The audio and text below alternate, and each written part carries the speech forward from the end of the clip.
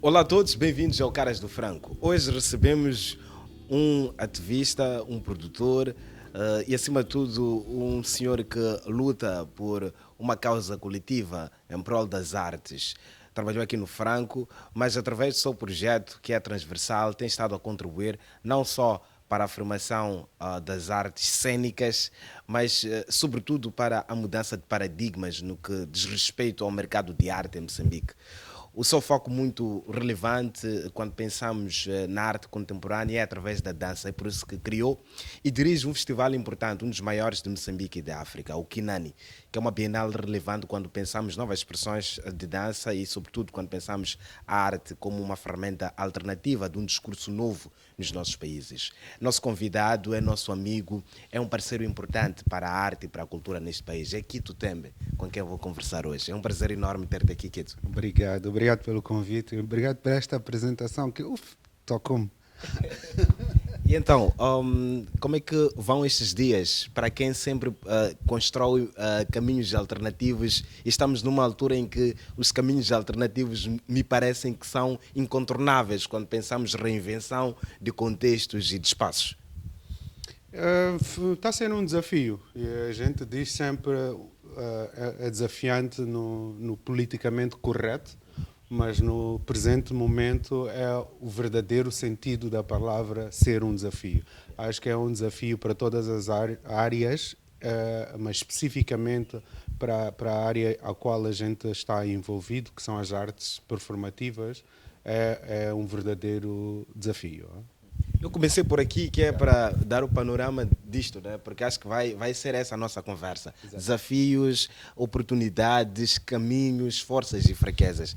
Mas antes de falarmos seguramente sobre tudo o resto que é importante conhecer do percurso do Kito, eu acho que temos que conhecer Kito.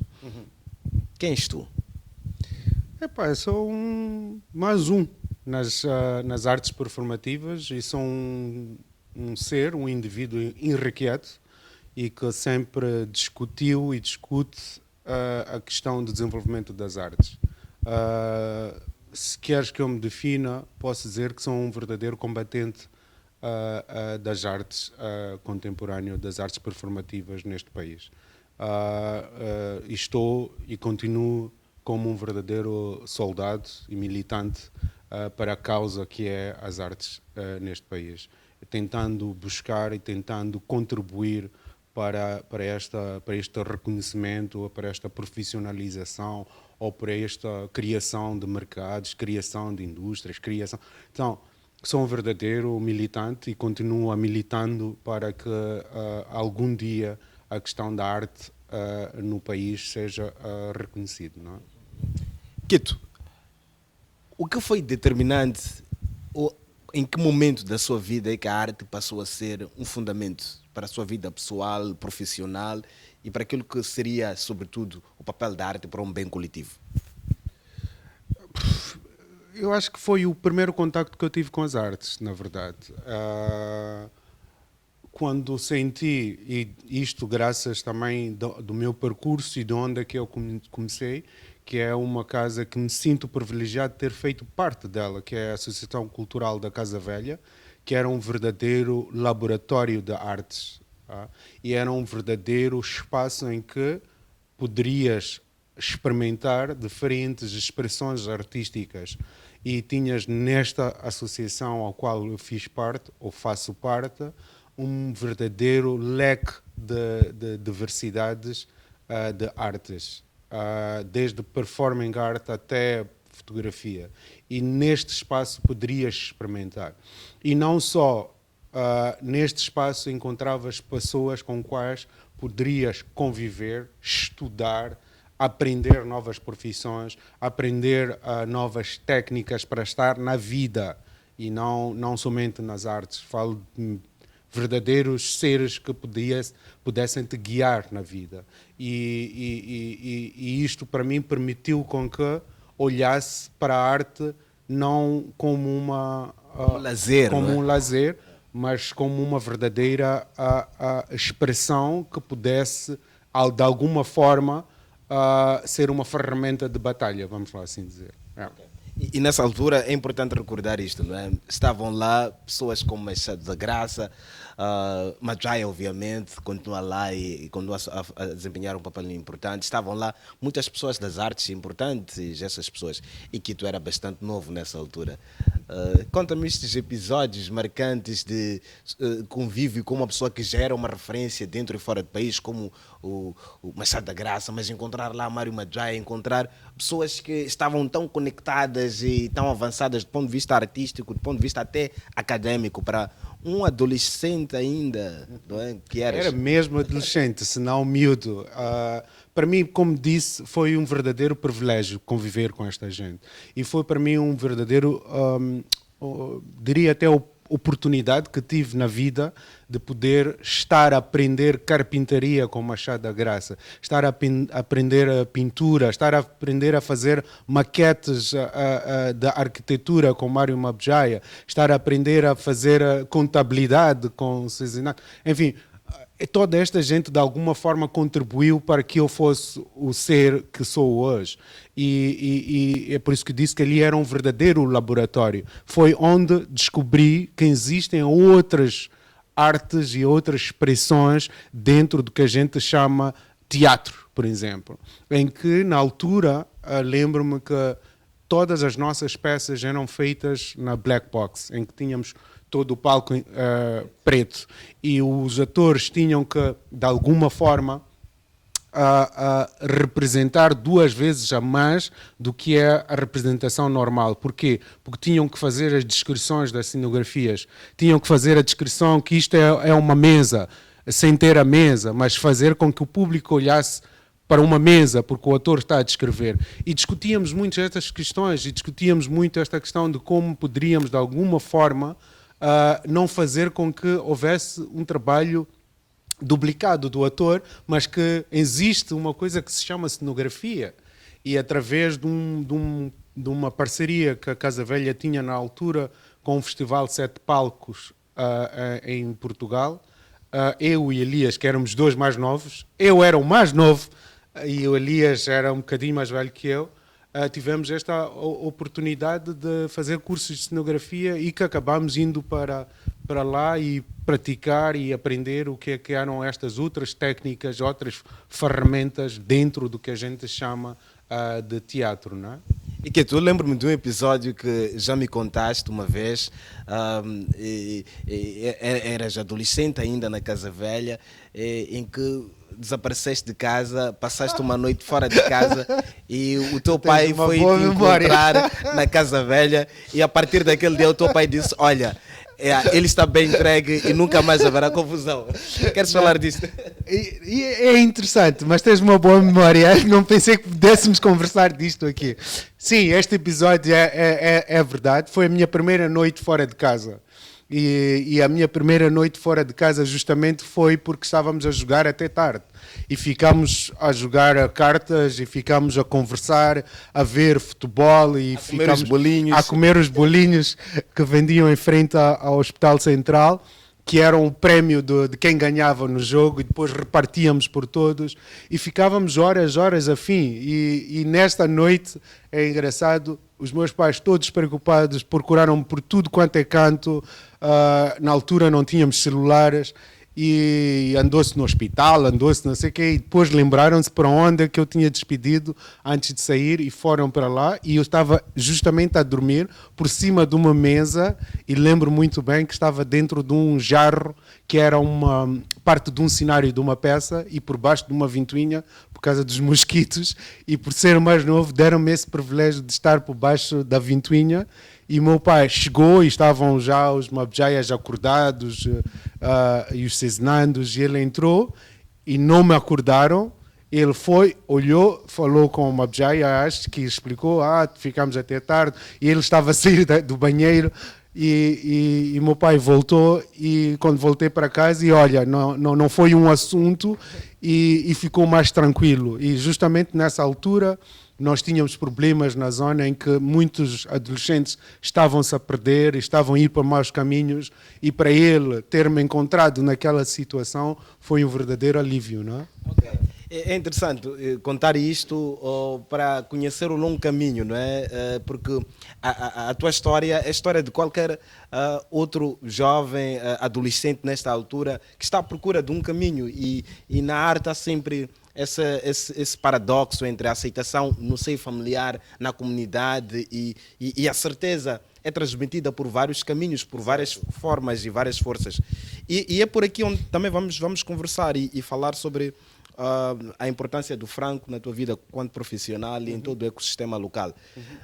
E a pergunta que eu coloco é esta: como é que abriram-se as portas do Franco para que tivesse uma relação com o espaço e depois uma relação profissional?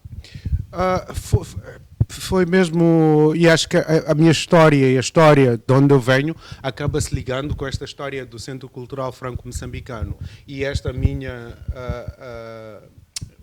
inquietação e esta minha comichão de sempre querer fazer melhor, querer fazer mais e contribuir de alguma forma com estas minhas pesquisas, com este meu trabalho.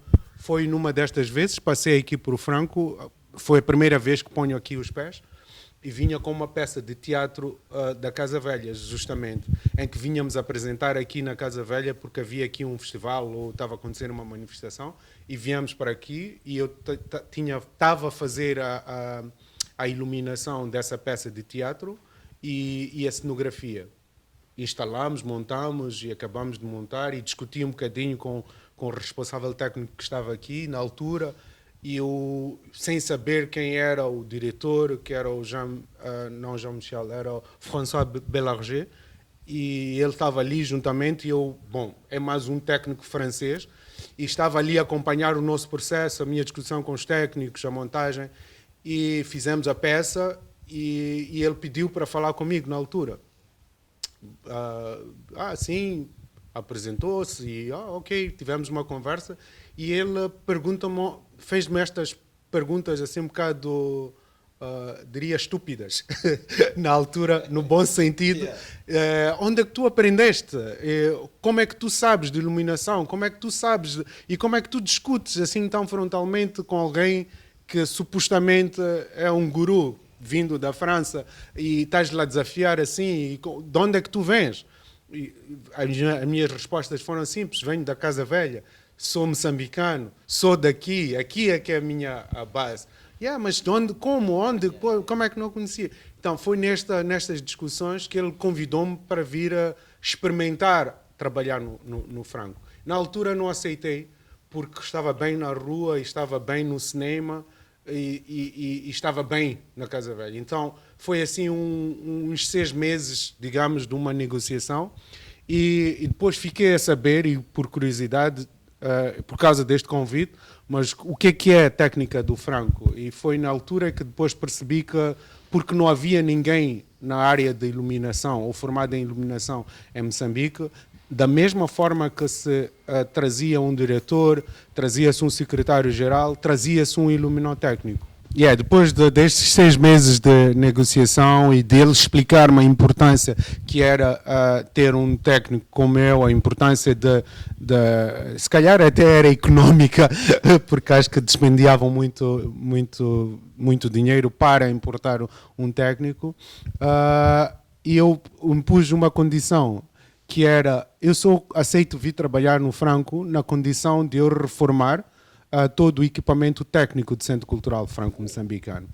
E ele olhou para mim e disse: mas o equipamento que nós temos aqui não é bom? Queres dizer o quê? E na altura parecia-se que era a melhor sala, e eu, muito sarcástico e muito na brincadeira, disse que não, não era bom porque tinha este, aquele.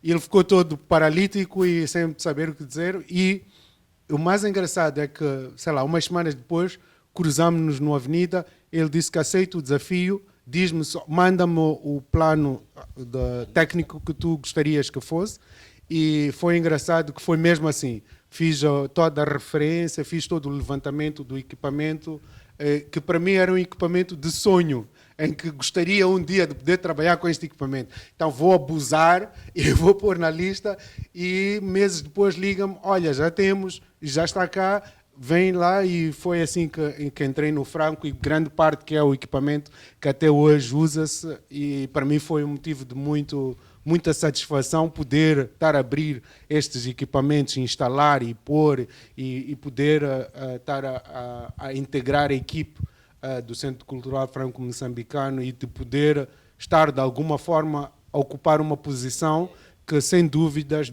deve e sempre defendi que devia ser de locais, neste caso. E com muito orgulho esta posição até hoje, é com muito orgulho que vejo que estamos a segurar, temos jovens como o sacerdote que está aí, que de alguma forma foi formado por nós e que está a dar continuidade muito bem o trabalho que é e a responsabilidade que é segurar a técnica na área da iluminação do Centro Cultural Franco-Moçambicano. E mesmo o próprio Eurico, que está aqui conosco, de alguma forma, nós viemos do mesmo percurso. Eurico não é daqui, não conheço daqui. Vem comigo, ou conhecemos-nos na Casa Velha, de alguma forma cruzamos-nos o caminho na Casa Velha. Eurico tem um percurso também que é meio similar, porque eu ainda há dias estava a ver as minhas fotos da altura da Casa Velha, eu muito miúdo, e não me lembro de que idade tinha, 13, 14 anos, e o Eurico estava a fazer o som de uma peça, e eu estava sentado mesmo no braço da cadeira, e ali assistir a peça, e ele ali a fazer a técnica de som, na altura, para dizer que acabamos tendo esta conexão e esta coisa do Franco estar de alguma forma a ser apropriada por nós, e que é merecido e é mais do que propriedade nossa de gerir estas áreas que de alguma forma temos capacidade e muito bem para tal. Não? Okay. Interessante e bastante profundo. Abrir aqui parênteses no capítulo dos episódios, eu sei, é mesmo parênteses, eu sei que, por exemplo, quando colocassem um Quito no palco, muitas vezes não era para representar, era para dançar. Ainda te lembras disto? Lembro, não com muito orgulho, mas lembro-me que... Porque eu venho da companhia de dança Máscara, né? Em que estava baseada na Casa Velha, e nestas atividades, nestes workshops, eu queria muito atrever-me a fazer teatro, não só dança. E foi aí em que, convite para aqui, convite para ali, acabaram me convidando para fazer parte das produções Olá, que é uma outra companhia dentro da própria Casa Velha, em que a minha vontade de todos aqueles workshops que estávamos a fazer de teatro, daqueles todos aprendizados em que a gente partilhava com os atores, era fazer teatro. Mas o mais engraçado, e como tu dizes, e que eu não me orgulho muito, é que depois de todas estas formações, e depois de fazer finalmente parte de um grupo de teatro, punham-me sempre a dançar e a fazer os interlúdios e a fazer a mudança de cena e a fazer as coreografias entre uma cena e outra e não muito nesta coisa da representação. Mas mesmo este percurso, para mim, como tentativa de ser ator, trouxe-me um leque de aprendizado, mas mesmo. E foi a partir de ser ator em que muitas das portas se abriram, em que através o Machado da Graça fez a encenação de muitas das peças, em que fizemos várias digressões e a minha primeira digressão ou entrada para a Europa foi através do teatro, em que conheci a Sara Machado, antes de ser, vamos lá dizer, moçambicano ou estar em Moçambique, conheci-lhe em Portugal, em que o Machado, com muito orgulho, fez a introdução e falou de cenografia. E na altura falávamos de cenografia porque eu estava a fazer a parte da mudança de cena e a cenografia do próprio espetáculo e eu tinha muito interesse nisso. Então ele apresentou uma filha lá, dizendo que este é o futuro cenógrafo de Moçambique e não sei o quê, vocês têm que interagir. Então, para dizer que é um percurso que acaba sendo de uma constante mutação, mas de um grande aprendizado em todas estas áreas, incluindo ser ator, que gostaria que fosse um bocado mais, e tinha esta vontade que fosse fosse para além daquilo que foi. Não? Okay. Isso era mesmo para abrir aqui um parênteses e contar esses episódios fascinantes e que de alguma forma também nos dão a fotografia do teu percurso. Quito, falou-nos aqui do processo de negociação com Franco, que foi durante 6 meses de negociação, Quito bastante jovem ainda na altura e entre aspas, a impor condições para que a contratação efetivamente acontecesse e o Franco cedeu porque estava a ver um potencial talento. Mas na verdade eu nem queria trabalhar no Franco. Acho que essas negociações era só para eles desistirem, mas o Belargé tinha uma ideia muito fixa e por isso que ele acabou até cedendo nestas condições que para mim em algumas eram ridículas de ter e na altura, e digo isso com muito orgulho, o Franco passou a ser dos espaços melhores equipados que alguma vez Moçambique teve. Não? Okay. E por isso, na tua opinião, qual acaba por ser o papel importante do Franco na transformação de todo um paradigma sobre gestão cultural, sobre gestão de carreiras, sobre criação de novas linguagens, de novas plataformas para a arte, que acaba por ser também, em última análise, o Kinano, um desses exemplos de transformação desses paradigmas e dessas adversidades? Eu acho que o Franco, de alguma forma, e até então, desempenha um papel extremamente importante dentro do que é este puzzle do que a gente designa por indústria criativa. Não? Porque o Franco, na altura, e digo isto com muito orgulho, era um verdadeiro laboratório em que de ideias transformavam-se em grandes peças. De pequenos conceitos chegavam aqui e tinham uma estrutura que desafiavam-te para transformar aquela tua peça minúscula que fazes numa sala negra em que a gente diz, ok, vamos lá discutir a questão cenográfica, a questão da iluminação e com o equipamento apropriado transformávamos o teu projeto criávamos uma ficha técnica do teu projeto e a partir daí tu poderias vender para o mundo ou vender para os outros espaços.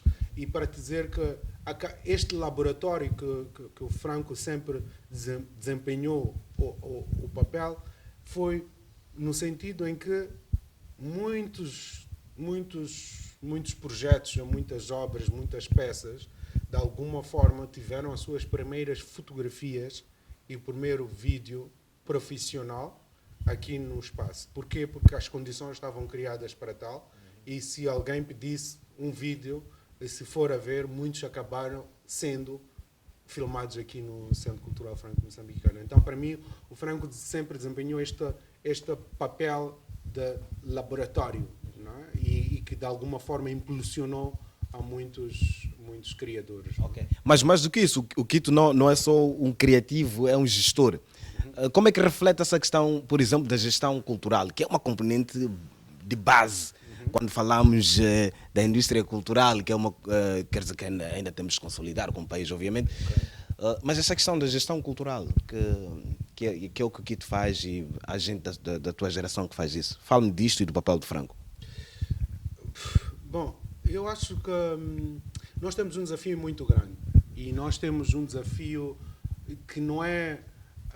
o Franco está a fazer o seu papel e o Franco tem os seus objetivos, tem as suas políticas, tem as suas intenções ao ter uma casa destas, com esta magnitude e com este funcionamento. De uma forma geral, e saindo um pouco para o Franco, eu acho que nós temos, de alguma forma, que criar outros polos laboratoriais. Isto é, temos que criar outros polos de olhar para a gestão cultural, não como o invento em si. Nós temos que olhar para esta questão da gestão cultural numa outra dimensão e numa outra perspectiva. Não podemos falar de indústria sem antes nós desconstruirmos esta questão da gestão cultural. Não podemos falar numa indústria sem antes nós, como operadores culturais, nos desmembrarmos em organizações que de alguma forma fiquem sólidas e autossustentáveis para podermos propor produtos culturais. E o Franco, para mim, neste rol todo e neste contexto que é em que nós estamos, nós temos que, de alguma forma, aproveitar e sugar a nível de experiência, a nível de como isto, como organização funciona. Como é que uma instituição destas é constituído o organograma? E quanto é que custa um organograma destes?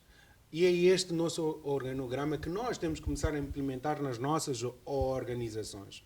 Este staff que de alguma forma está aqui para fazer com que o produto cultural esteja disponível, é este nosso papel. É este nosso papel de alguma forma, desafiarmos-nos a criarmos, cada um de nós, vários centros culturais em cada nome das nossas organizações.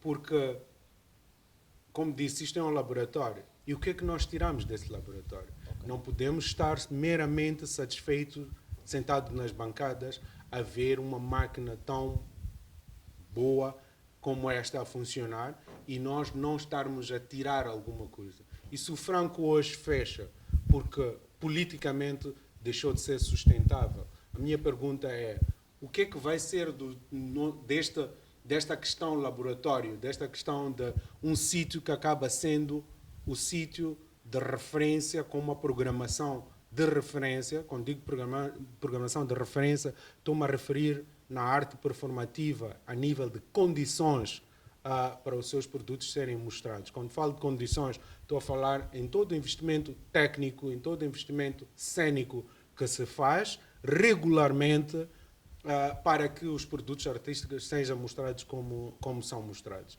Então, há um trabalho profundo que temos de fazer. Há um trabalho profundo que temos de fazer e fazer com que o nosso Teatro Avenida, o nosso Gungu, a nossa Casa Velha, todos estes espaços, de alguma forma, comecem a ombrear com o Franco. Por que não? E como é que se traça isto de forma coerente? De forma coerente e numa coexistência pacífica entre este polo que é constantemente Quito chama de laboratório para os técnicos, para os gestores, para os artistas, mas por outro lado temos centros culturais que representam vários interesses e são do país, o Cinza, o Avenida, etc. Como é que nós criamos essa estrutura que permite esse diálogo, essa coexistência pacífica e gera resultados, aproveitando esta máquina grande que é o Franco, não é? Eu acho que desafiaste-me a contar aqui parte da minha história e como foi a contratação para eu entrar aqui no Franco. O que é que o diretor do Franco viu em mim na altura? Viu uma oportunidade.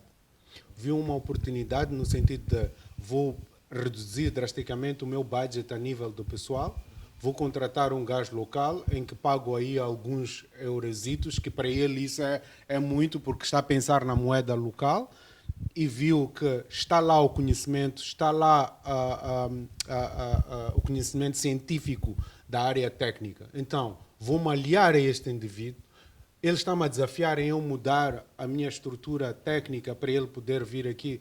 Então, isto vai fazer de mim ainda maior. Então, aceitou o desafio, ele não fugiu do desafio. Ele não temeu ter alguém que lhe desafia. Não foi uma ameaça isso, não é? E não foi uma ameaça. Mesmo que esse tal indivíduo está a cortar a vinda de um patrício. A gente aqui, quando diz estrangeiro, diz patrício. Sem sentido ofensivo da coisa. Exatamente. Ele viu que corta um patrício, tem um local, tem um conhecimento. Por que não? Eu vou me aliar a este.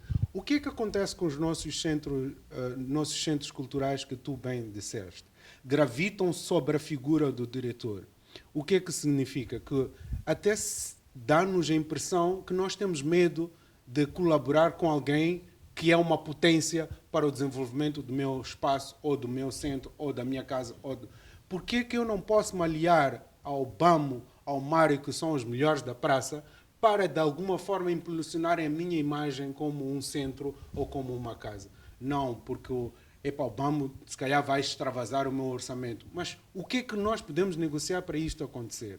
Igualmente na técnica, igualmente nos outros subsectores. para dizer que temos centros culturais, como bem disseste, que acabam de alguma forma estarem quase que à sombra e sem projetores ou sem iluminação, porque há um distanciamento no sentido do profissionalismo dos próprios centros para que sejam ou possam embrear com um Franco, por exemplo. Não?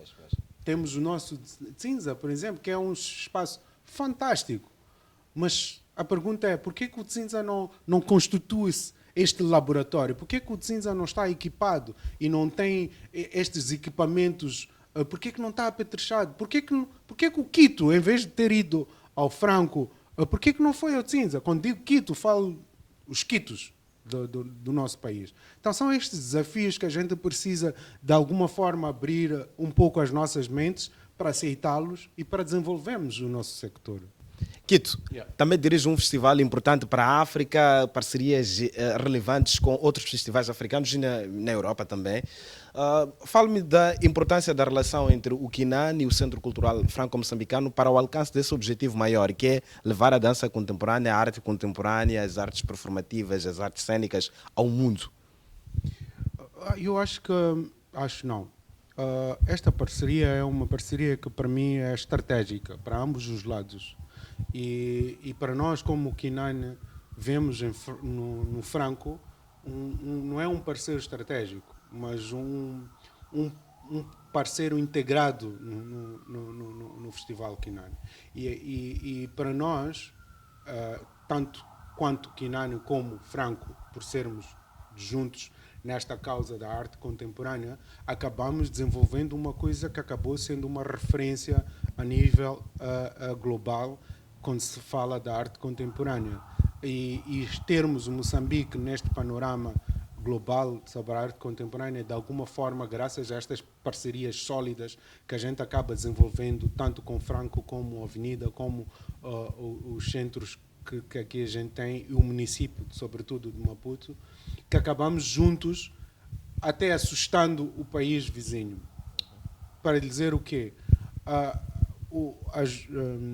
O festival na África do Sul, que uma vez pediram-me que fosse para lá e fizeram uma entrevista destas, rápidas, e perguntaram-me como é que eu consigo ter um festival sólido há mais de 15 anos, na altura, e sólido e constantemente a fazer, a estar em cena, sem nenhuma pausa. Qual é o meu financiamento para continuar? Se tenho algum banco, se tenho algo... Eu disse que não tinha nenhum financiamento do mecena local em que me pagasse o festival. Mas o festival só existe e só é assim sólido graças a estas parcerias muito sólidas e muito amigáveis, como é esta do Centro Cultural Franco-Moçambicano, que de alguma forma alia-se à causa e percebe que um festival destes, se eles não nos abrem as portas até dos banheiros, da água, das cortinas, enfim, abrem-nos a casa. Quando é o nosso festival, sinto que o Franco torna-se a casa do Festival Quinan e não um centro cultural franco-moçambicano. E estas parcerias acabam de alguma forma, não é reduzindo, porque nós nem temos budget, mas acabam de alguma forma dando uma lufada de oxigênio, porque se tivéssemos que pagar grande parte destes custos, não era possível fazer este festival. Não era possível, e o Franco de alguma forma percebeu isso e percebeu que precisa de fazer isto para que juntos possamos de alguma forma trazer todo este manancial de programadores, diretores de centros culturais, de maiores festivais de teatros do mundo que têm vindo a Moçambique nesta altura para o Quinan. Então, de alguma forma, é estratégico e é, de alguma forma, estamos juntos. Se o Franco sai ou se o Quinan sai, de alguma forma, vamos ambos perder. E, para mim, é de louvar e não vejo o festival sem o Quinan e não vejo, de alguma forma, estarmos a fazer o festival ou estar a acontecer e sem estarmos juntos, não é? E pode, de alguma forma, fragilizar, sim. A terminar e em 1 minuto, Quito, o que mais lhe orgulha nesse percurso profissional seu, e sobretudo nessa sua colaboração constante com Franco? O que mais lhe orgulha?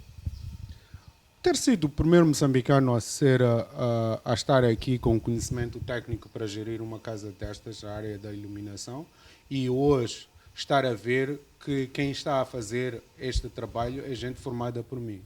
E de alguma forma estou ligado ao Centro Cultural Franco-Moçambicano. O meu percurso de alguma forma acaba estando ligado ao Centro Cultural, e estar a continuar a desenvolver projetos com o Franco, para mim, é um motivo de orgulho, e acho que há uma confiança muito grande de ambas as partes, porque já percebemos que o que nós mais queremos é o desenvolvimento das artes. Obrigado pela presença. Obrigado. Um abraço. Yeah. Obrigado a todos pela audiência. Até a próxima. Obrigado. Tchau.